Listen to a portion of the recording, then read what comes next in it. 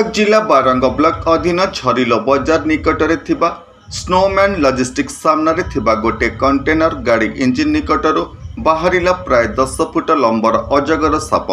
Shop को गाड़ी उद्धार कला स्नेक हेल्पलाइन। नमस्कार, मु लिपिका आपण मानकु स्वागत करछि नुआ रूपरे होली टीवी ओडिया। होली टीवी ओडिया सहित जोड़िया पय आपण माने लाइक करंतु, सब्सक्राइब करंतु, शेयर करंतु।